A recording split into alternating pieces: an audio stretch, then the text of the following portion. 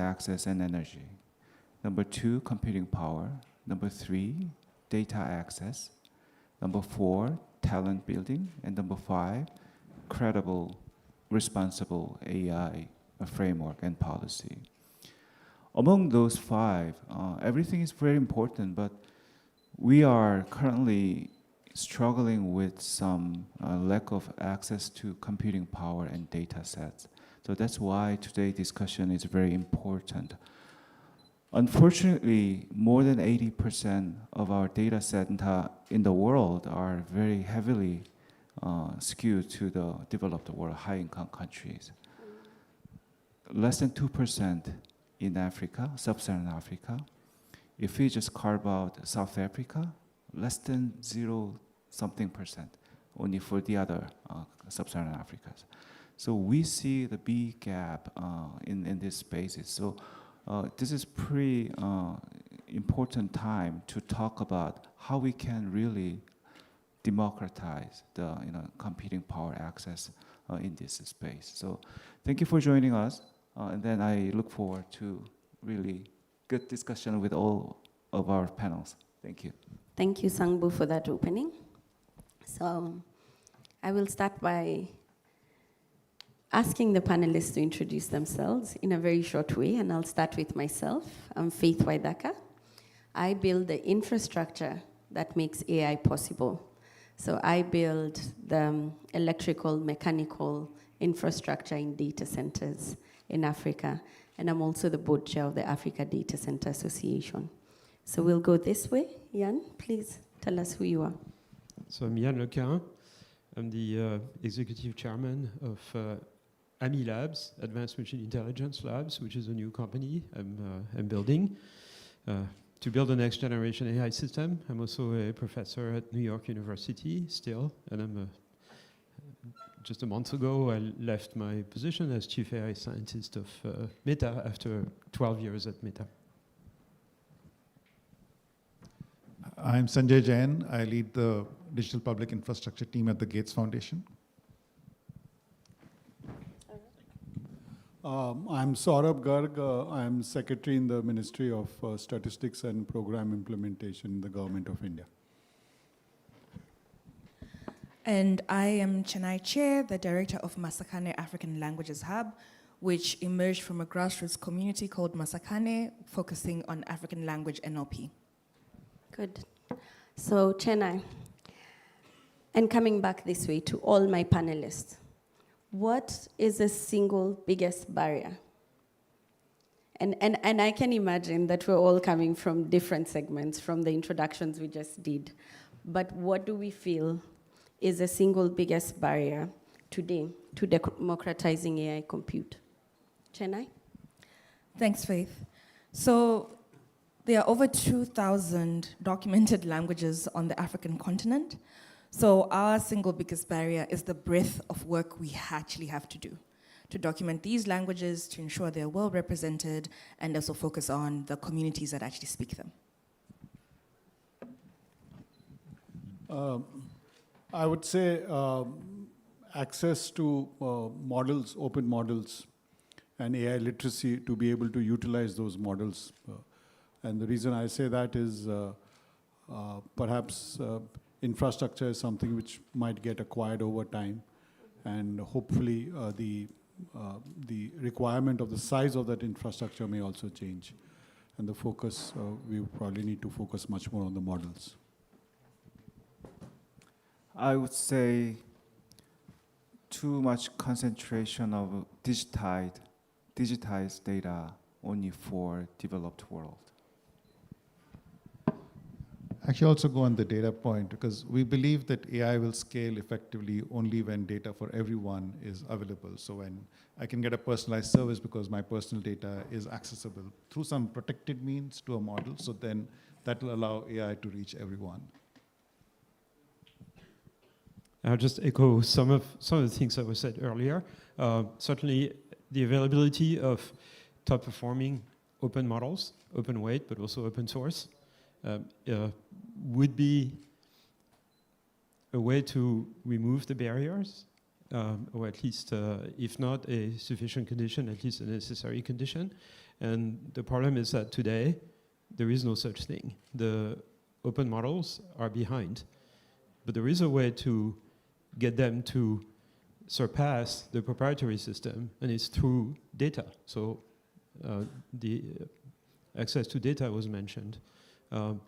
If various regions of the world collect or digitize their cultural data, whatever it is, and then contribute to training a global model that would constitute eventually a repository of all human knowledge, then those models would be much better quality than other proprietary systems, because the proprietary system would not have access to that data. And this can be done technically in a way in which regions don't need to actually communicate that data. They can keep ownership of that data and then contribute to training a global model by exchanging parameter vectors. Don't want to get into the weeds of technicalities there, but it's a form of federated learning, and I think this is the way to open up access to AI, and it's absolutely crucial for the future because we're going to need a wide diversity of AI assistants for the reason that there's a wide diversity of linguistic, cultural differences, value systems, political opinions and philosophies. And if our AI assistants come from a handful of companies on the west coast of the US or China, we're in big trouble. So we absolutely need this. Okay, so we've had the challenges, and there are a wide range of them, from inclusion to compute to data sets. What we're going to discuss today is how do we overcome those barriers from the different perspectives and the different angles that we have on this team. So coming to you, Sangbo, from a World Bank perspective, what does it mean to democratize AI? And would you please give us one indicator that signals that a country is moving from consuming AI to actually building it?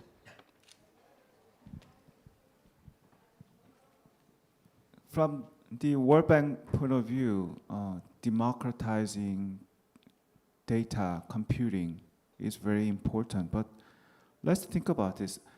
So many people are very easily talk about building data center itself physically, and securing more GPUs and servers from the beginning. I agree the fundamental infrastructure is very crucial and very important, but more important thing is that how can we use that computing power for what? So we need to really think about what would be the best way which can create demand for computing power. That is more crucial part.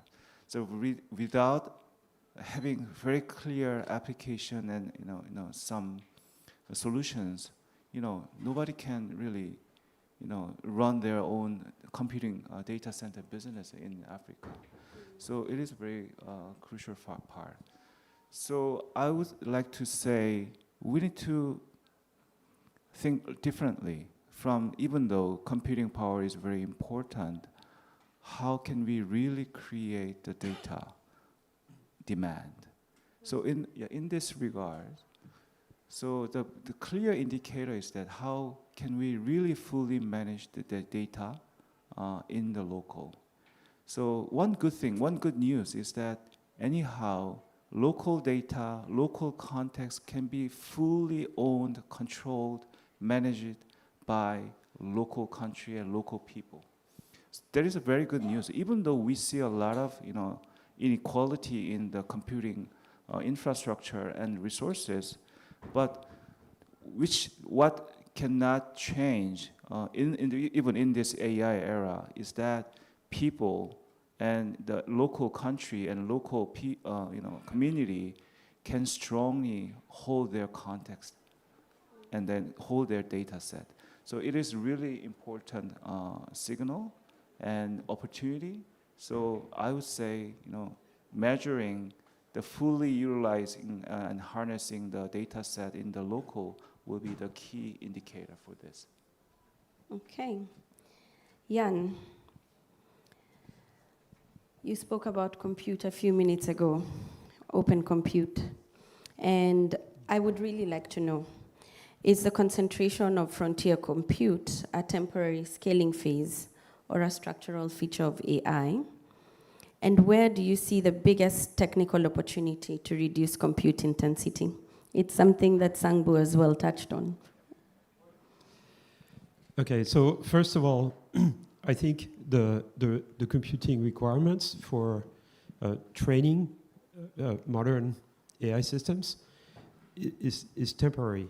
It's temporary because the type of AI systems that we build at the moment, LLMs, essentially are knowledge storage systems, right? They accumulate factual knowledge, and therefore they need enormous amounts of memory. The reason why the models are so big in terms of number of parameters, we're talking hundreds of billions of parameters, which make them really expensive to train and to run, is the fact that they just accumulate knowledge so that it can be easily retrieved.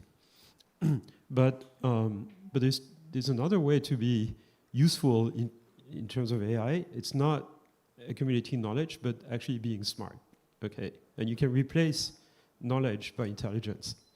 So current systems are not particularly intelligent, but they store knowledge. There is another revolution of AI coming, which actually my new company is built around, which intends to build systems that are smarter, even if they don't necessarily accumulate as much knowledge. So those models will be smaller. Now, the bad news with this is that perhaps at inference time they will be more expensive because they'll reason more than current systems. So we're going to see maybe a shift in the requirements for training, but the requirements for inference, which is really where most of the computation goes, is still going to be quite significant. Now, to answer your second question, the incentives are there for the industry to reduce the power consumption of AI system. A lot of engineers working on AI in industry these days, even in academia, are actually focusing on how can I make this model smaller, how can I distill it in a smaller model, how can I use a mixture of experts so I have sort of a ladder of models that are more and more complex, so that to answer simple questions I can use a simple model, etc.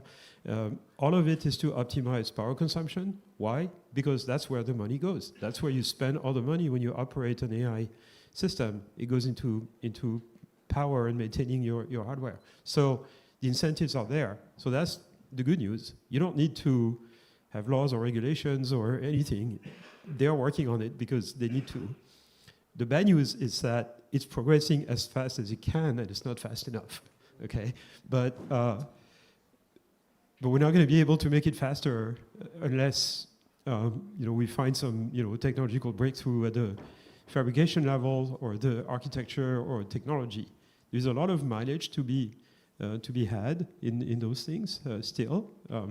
The power efficiency is actually making progress really quickly, much faster than Moore's law, and but it's still too slow.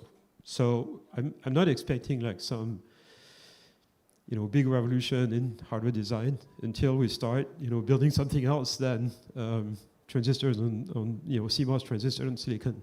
That's not happening for another 10 or 20 years. 10 or 20 years.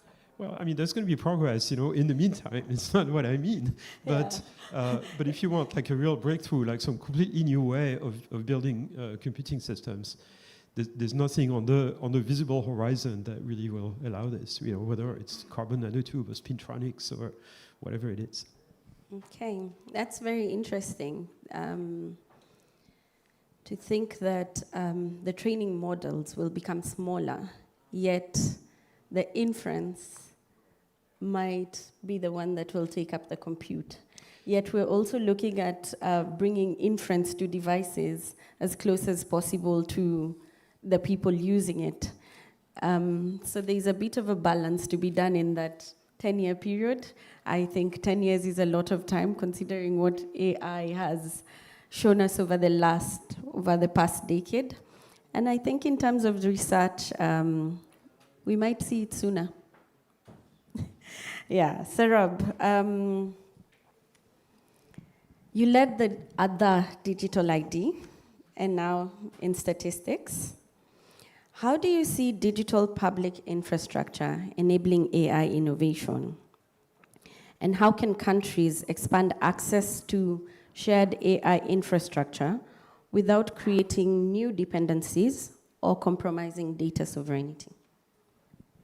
Thank you. So I think two characteristics of digital public infrastructure which are key are to ensure that not only there is access, but also agency of the people. So most people would not like to be just consumers, but also be co-creators. And I think that's the real issue going forward. For any system to be a DPI, I think there are a few essential characteristics. It needs to be trusted, it needs to be interoperable, and shareable. And obviously, reusable is part of it, because, and that's what Aadhaar is. It's able to bring these characteristics onto this. And this is what will also ensure that innovators focus on solutions rather than trying to get together the infrastructure together. And in the Democratizing AI working group, which was one of the 7 working groups of this AI summit setup, which I had the privilege of chairing along with representatives from Kenya and Egypt. One of the outcomes of this, of course, there was a charter on AI diffusion, but one of the outcomes of that is what we are suggesting building initially, which might be a digital public good, but modularly it will become an infrastructure as we move ahead, is the Maitri platform, which we've called Friendship. And Maitri standing for multi-stakeholder AI for a trusted and resilient infrastructure. And how we can, in a modular manner, add on the 4, which I think my fellow panelists have also mentioned, components of AI: compute, data, models, and talent. These are the 4 aspects, and of course, governance mechanisms would of course be there. So how we can ensure that different countries are able to contribute in whatever manner to build this, if I can call it a global platform, which is in a way owned by all, and yet looks at what are the issues of real criticality. And I'm sure there's a major role for not only countries, for private sector and philanthropies to be able to build this structure together, which will meet the requirements of countries, private sector, and the philanthropies, because each of them have different motivations to it, and the private sector would have a profit motive, and that has to be kept in view.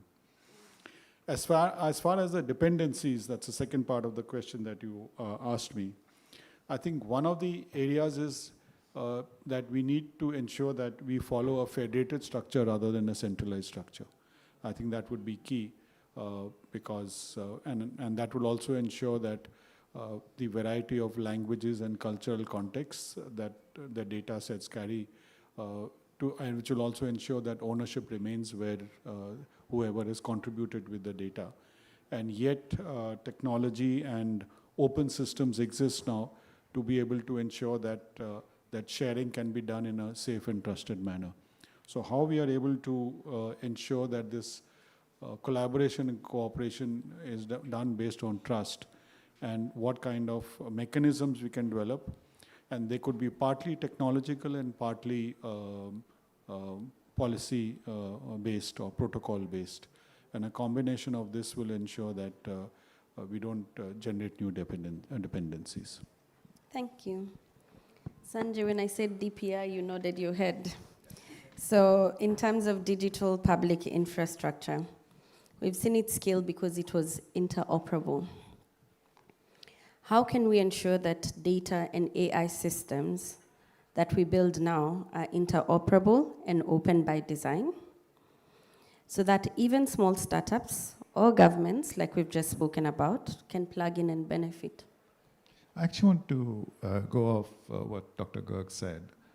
Broadly, DPI provides a way for data of all individuals, so their records, their ID, their transactions, are sort of the system of record on top of which DPI sits. So DPI provides a management layer on that and provides consented access.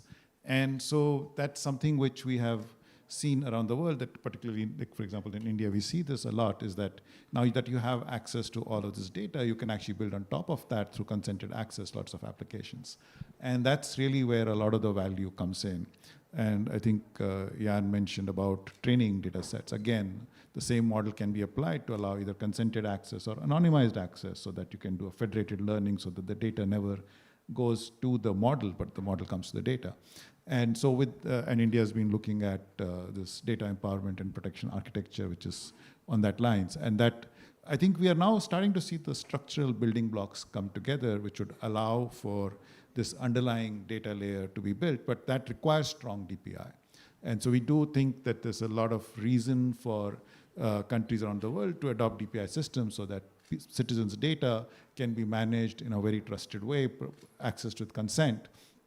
And then we have things like MCP coming up, which then allow the user's context to be taken, which then allows AI to be safe. Of course, as long as the data is, the rights on the data are quite clear that they're not going to be stored. So overall, I think we are moving towards this world where we are seeing the underlying pieces come together. They have to come together at a global scale. I think that's the point that Dr. Garg was making.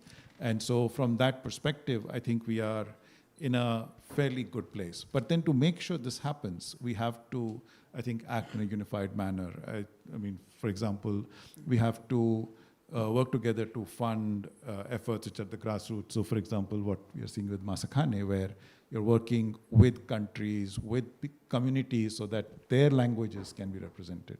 So that context becomes very important, because finally we are going to have to serve users in their languages.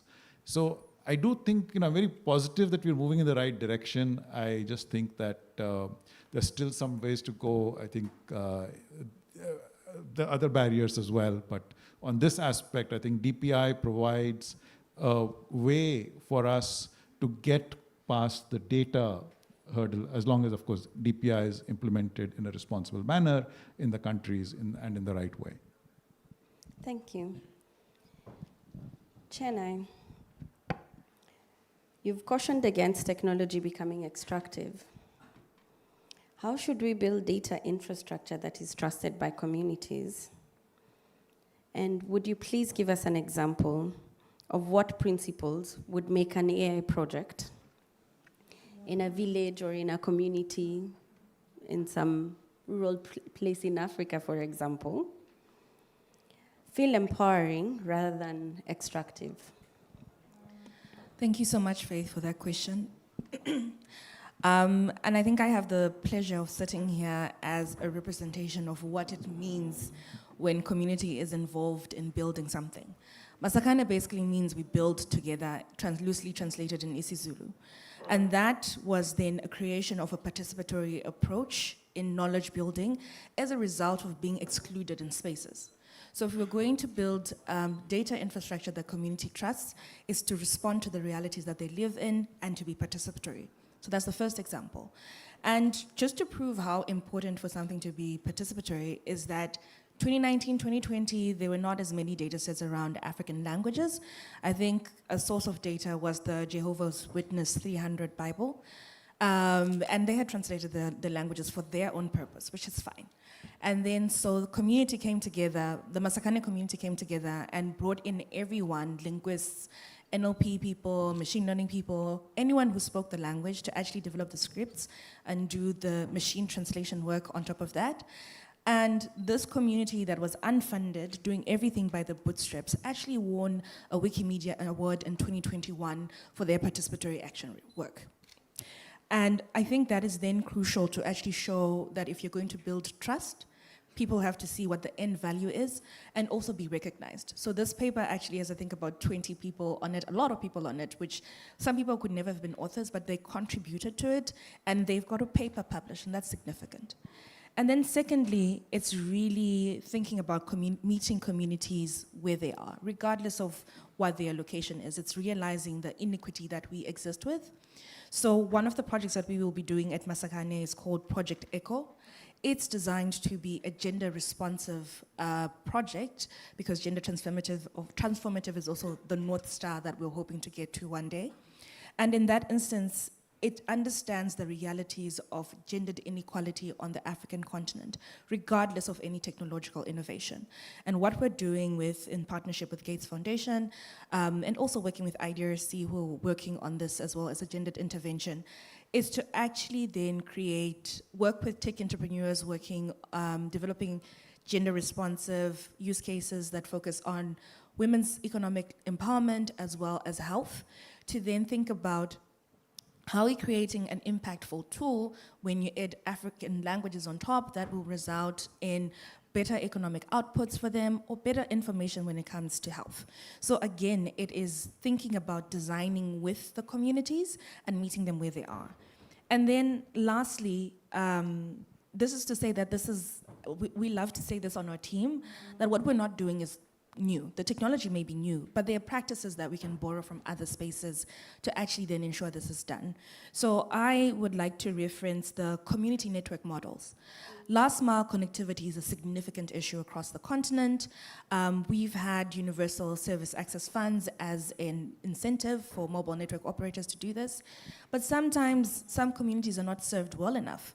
And so then there has been interventions to actually result in internet connectivity that's localized, being developed by the communities. They're in charge of building the masts for their community networks. They're in charge of creating the content that people are going to need, figuring out what the necessary power is. Do you then have a transformative booster in one person's home, and then people go and charge their phones there, because it's the whole life cycle of this. So if we're going to build infrastructure that people trust, we have to borrow from what's already been done, and then ensure that people are part of the whole life cycle so that they see ownership, and also it allows for sustainability because they're like, that's my resource. And I'm not going to wait for anyone else to support it, but I'm going to be in charge of making sure that it continues to exist. Interesting. I like that, community ownership. And I don't think we can do that if we don't build small AI. So Sangbu, you've written a lot on small AI. What would be your playbook for scaling small AI responsibly? So let me introduce what small AI is. Small AI is not really small, but in this very, big tech-oriented, big scale of large language model point of view, it is, some small but practical approach. So the small AI is very practical and affordable and locally reliable and relevant model. So sometimes it doesn't require very heavy data set. It doesn't require any very high-end smartphone capability. Also, it can fully lean on local language. So that is small AI. So why small AI is very important? Because without clear, applications and use cases which can provide more value to our people, we cannot fully harnessing this technology only with infrastructure. So we are just do some reverse engineering and cultivating the demand first rather than providing some infrastructure. So this is the new approach. How can we really create some aggregated demand which can scale up throughout so many people, throughout the multiple countries, and for whole developing world. So this is our main approach for small AI. Why small AI need? Why do we need that? Actually, let's look back the 20, 30 years ago when computer innovation started and mobile innovation started around 15 years ago. What I have observed in that era, it was still supplier and developer and engineer oriented service provisioning in some sense. The human customer and users were not in the center. Because there's so many restrictions, user can restrictions, so user cannot fully utilize some technology without get trained and learn. So 20, 30 years ago, we talked a lot about digital literacy and some basic digital skill and how to use Windows and Explorer, etc. That meant it is not very user-centric because user had to do a lot of things. But now, AI is going toward very user-centric services. So users doesn't need to do that much. They can only control and ask verbally about what they are curious, what they need. And then it can be automatically provided to the users. That is the philosophical concept of AI in my mind. So in that sense, our focus is how to bring more user-centric mindset to this field along with our client. Because we have, compared to developed world, we have pretty much big context-based ground and local data and so many user interests. So that's our approach. That's how we gonna fully harness and utilize for this AI. Thank you for that. Now that we're speaking about communities and users, Sanjay, you've spoken about moving from digital aid to digital empowerment. In the context of AI, what would digital empowerment look like? And what should development partners like Gates, World Bank sitting in this forum prioritize so that countries are not just consumers of AI, but co-creators? So the thread I'm going to pick up back is the DPI thread. And broadly, what we have done in that space is to look at how, instead of building systems for countries, we sort of have open source systems which countries can then adopt to build systems which are adapted to their needs. So when we look at Aadhaar in India, that's one thing, but then for the rest of the world, we're looking at MOSIP.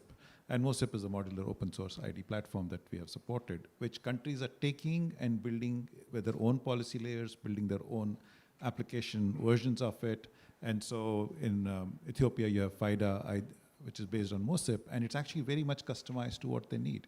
So the idea is you build these pieces of technology which then countries can adopt and build in a way that suits their needs, is governed by them, local laws work on that. So all of that institutional infrastructure, legal infrastructure, is then sits on top of the technology layer to do that. Similarly, we have supported other open source efforts like OpenG2P for government payments. We have supported Digit for healthcare campaigns. And so the whole idea is you build open source, let countries and communities take that and adopt it.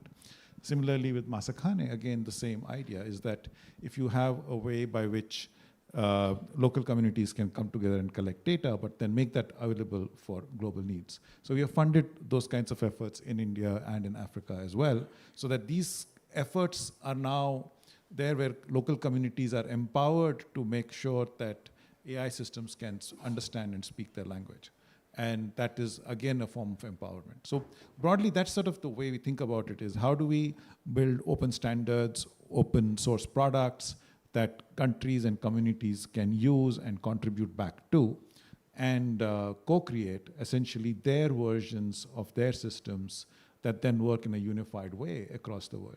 And so that is really empowering them to be a part of the community, and that is what we would love to see more happen. Thank you for that.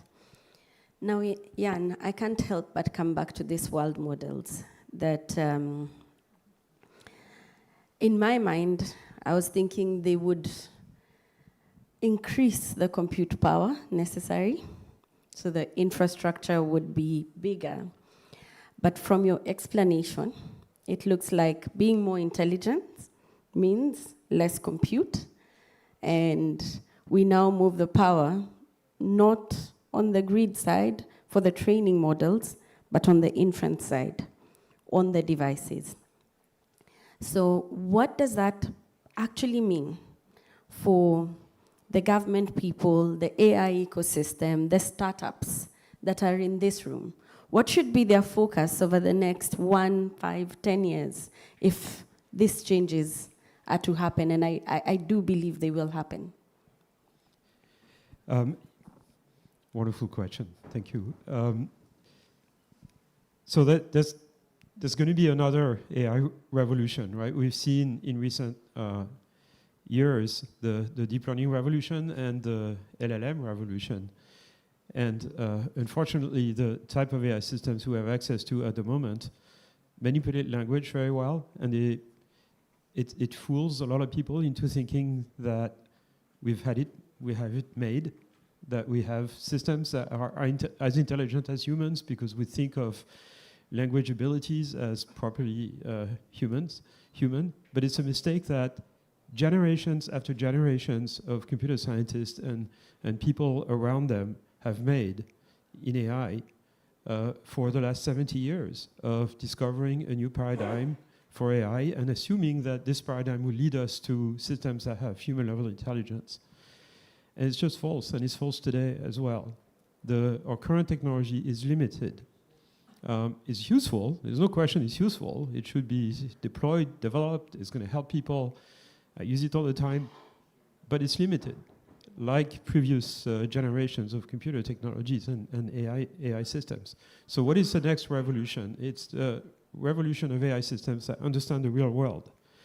And I think there is a lot of applications of that throughout the world for all kinds of all kinds of domains of market segments, if we're talking about commercial systems, or just helping people in their daily lives. Now, it turns out that, and we've known this for a long time, that understanding the real world is much, much more complicated than understanding language and manipulating language. It's because language is a sequence of discrete symbols, and it turns out that makes it easy for computers to handle. But the real world is messy, it's high-dimensional, it's continuous, it's noisy, and it's just much more complicated. So I've been making that joke for many years to kind of try to explain this to everyone, that your house cat is smarter than the biggest LLMs. And in many ways, that's true. Certainly in the understanding of the physical world, your cat is way smarter than the biggest LLMs. Doesn't mean the LLMs cannot accumulate knowledge about the real world, but they don't really understand the underlying nature of it. So the next revolution are systems that really understand how the world works and sort of learn how the world works, a little bit like children who open their eyes. And let me give you an interesting number. LLMs are pre-trained today on basically all the text available on the internet publicly, which mostly is English or languages spoken in developed countries, which of course, as this panel has pointed out, is an issue. But it represents roughly 10 to the 14 bytes, okay, a one with 14 zeros. That seems like a lot of data, and it is, because it would take us, any of us, about 500,000 years to read through it. But then compare this with the amount of data that gets to the visual cortex of a young child. In 4 years, a young child has been awake a total of 16,000 hours. And if we put a number on how much data gets to the visual cortex, it's about 2 megabytes per second. Do the arithmetics, that's about 10 to the 14 bytes in 4 years, instead of 500,000 years. And so it tells you we're never going to get to human-level intelligence or anything like that by just training on text, which is human-produced. We're going to have systems that understand the real world and are trained to understand the real world through sensory input. It can be video, it can be all kinds of stuff. And by the way, 16,000 hours of video is not a lot of video. It's about 30 minutes of YouTube uploads, okay? If you get a day of YouTube uploads, it's about 1 million hours, and that's about 100 years of video. And we have video systems that we've trained, that have been trained with that kind of data. They understand a lot more about the real world than any LLM. They can tell you if something impossible happens in the video that they watch. So they've acquired a little bit of common sense. So my guess is that this is going to make a lot of progress in the future. And from those kind of techniques, we can build world models. What is a world model? given an idea or representation of the state of the world at time t, and an action or intervention that you imagine taking, a one model will predict the state of the world at time t+1 resulting from this action or intervention. And this is how you can build intelligent system, because they would be able to predict the consequences of their actions before taking the action. And they would be able to plan and reason, because reasoning is like planning. So everybody is talking about agentic systems in industry. The way agentic systems are built today is not this way. Agentic systems today are not able to predict the consequences of their actions. And this is a terrible way of planning actions. So I think, you know, again, we're going to see a revolution over the next few years based on world models, based on systems that can learn from the real world, messy data. And I'm not very popular in Silicon Valley when I say this, but those are not generative models. They're kind of a different type. And so, yeah, my colleagues who work on LLM and generative AI don't like me very much. So for me, I'm really liking this. So I'm going to ask you a number question. What would it take? What kind of money would it take to make this faster? Okay, so there is a number of different things that need to happen. The first thing is there's a lot of research to be done, like academic research, right? And in fact, what's interesting as a phenomenon is that this idea of world model and those non-generative architecture, which I call JEPA, but there's sort of various incarnations of it, are mostly worked on by academic groups who are interested in applying AI to science, and mostly ignored by industry. Industry, particularly Silicon Valley, which is, you know, the dominant players, is entirely focused on LLM, and everybody is working on the same thing. Everybody is stealing each other's engineers and working on the same thing because nobody can afford to, you know, do something slightly different and then, you know, run the risk of falling behind. And so that creates kind of a monoculture that makes the industry a little blind. And so right now it's in the hands of academia. So basically kind of propping up this kind of research in academia and, you know, preventing LLMs from sucking the oxygen out of every room it gets into, I think is the first step. Second step is, of course, there is, you know, a role for governments and industry to play there in sort of, you know, pushing those models once they work. And that's what I'm working on. That's why I left Meta and created this company, which is because I think the time is ripe for, you know, trying to make this real. And then, you know, obviously there's going to be a lot of applications of this everywhere in the world. There was an experiment that was run a couple of years ago, by some of my colleagues at Meta, where they gave smart glasses to farmers in India, rural India. And they could talk to the assistant in you know, Indic languages, in the AI assistant, asking them, what's this disease on my crop? Or, like, you know, should I harvest now or wait a little bit? What's the weather tomorrow? So there's a lot of things like this that could be useful if the price, you know, could be brought down with systems that really understand the world better than we currently do. And in the future, all of us will be working around with an AI assistant that will, you know, essentially amplify our own intelligence. It's like, you know, all of us will be sort of, you know, the leader, a manager of a staff of virtual people who are smarter than us, okay, which is a great thing to do, by the way, I'm very familiar with the concept of working with people who are smarter than you. It's the greatest thing that can happen to you. So, you know, we shouldn't feel threatened by that. So it's going to, you know, allow people to get more knowledgeable, more educated, you know, make more rational choices. But we need systems that basically approach or surpass human intelligence in certain domains and understand the real world. Thank you, Jan. So we know where Jan is putting his money. Coming back to all my panelists, not just your money. Actually other people's money. If I had $500 million to give, And I'm not asking you for a P&L. I'm not asking you to give me a profit. I'm just asking you to help me democratize AI and make it accessible for everyone. Where would you each put your money? Let's start with Sanjay.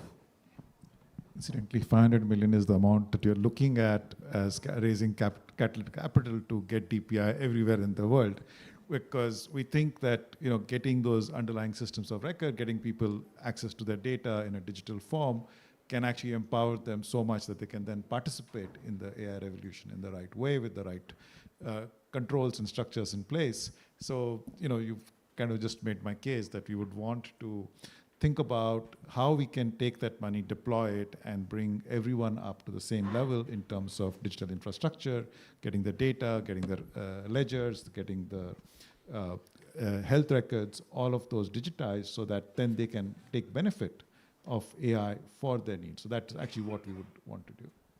Okay, Sangbu. Again, I would say I would spend that big money to develop some more use cases again and again. So we are identifying agriculture, education, healthcare, and some more. The government service can be a really promising use case field.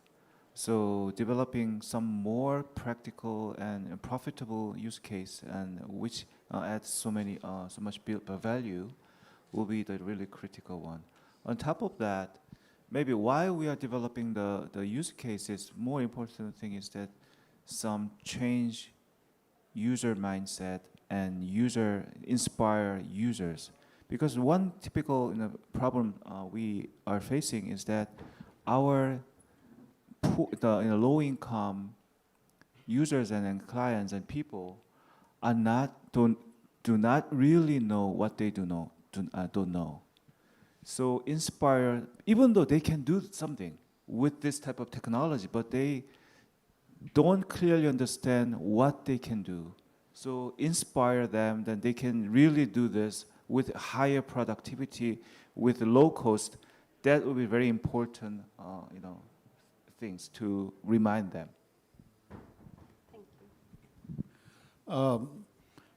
Given the volume of funds available, I would focus a lot more on capability development of people to be the ability to use AI for improving productivity. And maybe if I can add to it, just to again stress on models, on the need for small domain-specific niche models. Small may not be the right word to use, but domain-specific and niche models, which will ensure that they use a lot less power, lot less infrastructure, and not have the problems of large language models. So I'm assuming each one of us is getting 500 million? Yes. So I co-sign on everything. In addition, I would say for us what is critical, given the point I mentioned about the breadth of work that needs to be done, is actually having open models and also investing in talent. So the open models do allow for people to innovate on top of them, and an example of this is Crane AI, which actually developed a offline first AI stack focusing on health education and agricultural services, and they emerged from the Masakane community. So what happens when we actually can fund a lot of people to think about this and build on top of open models? And then lastly, talent. Talent is very important across the whole value chain. Talent that actually looks at the building of the models, the uptake, the business cases to motivate for people to allow for sustainability, but also the talent to actually build capacity of the end users to understand, so that we create an ecosystem where people are excited for these new technological interventions instead of afraid. And that's sort of been the biggest narrative of you're either very excited or you're very afraid. And coming from a South African context, everyone is afraid to lose their job to AI. So how do we ensure that we're creating that ecosystem that's favorable for innovation? So, as we come to the end of our panel, with everything that's been said, even with all the money on the table, free money, we see that it's not a one-size-fits-all. We simply can't just focus on one area and leave the rest. We need the talent, we need the compute, we need the data centers, we need the regulatory reforms, we need everything to come together to make this possible. And with that, I'm done with my questions. I have 5 minutes. If before I even finish my question, so would someone help me with a mic? What I'll do, I'll take 3 questions, hopefully to 3 different people from you guys, and then since I see no one, I'm quite good. Thank you. Let's start here. Thanks, Faith. Thank you all for such a brilliant session. My name is Arun Sharma. I work with the World Bank. My question to anyone, Jan specifically, what is the lag that we have in the physical and the virtual world? It's dominated a lot by the machinery. I mean, you gave the example of a farmer wearing glasses, but then the seeds or the fertilizer or anything that he orders still run on archaic systems. So obviously there is a lag between the hardware and the software. The software is evolving much faster. Where do you see that happening and going? And I ask this specifically because in the Indian system, where we've not been able to deploy our resources is in the education space or in the healthcare space where we still lag in those areas. So thanks. So, yeah, sorry, before you answer that, let me take the 3 questions. I would prefer that you throw the next question to someone else. I'll take the question from the back there. The guy with the specs. Yes. Thanks a lot. Daniel Dobosch, particle physicist from CERN originally, and then a research director for Swisscom. You mentioned federated learning.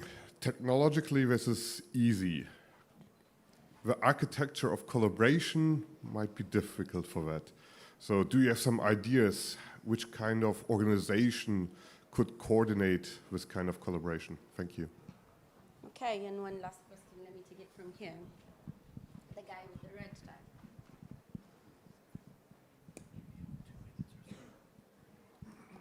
tie. Hi, thank you, Likun sir. My question is to you. Like you have said that we have the data like 10 to the power 14 bytes, and the same data that a boy consume likely 4 to 5 years of age. So do you think that data is the only bottleneck, despite of compute and the architecture, to get the AGI, or maybe the humans, the superintelligence, artificial superintelligence? And the next question is, when we will achieve AGI, what was the benchmark? Like how we benchmark AGI that like it will be definitely smarter than humans. So how humans will evaluate that? So yeah, that's it. So yeah. So quick answers. I'll go in reverse order. So there's no such thing as AGI. There is human-level AI, perhaps, but human intelligence is extremely specialized, and so calling this general intelligence is complete nonsense. Okay, but we will get to we will build systems that are as intelligent as humans in all domains where humans are intelligent. It's just not going to be next year, unlike what some colleagues in the industry are claiming. This is going to take a lot longer. It's not going to be an event. It's not like we're going to discover one secret that is going to just unlock intelligence. It's going to be progress. It's going to be much more difficult than we think. It's always been more difficult than we thought in the past, and it's still the case. So no event for AGI and no AGI. Human-level AI, yes. Super intelligent AI, yes. We should call it ASI, artificial superintelligence.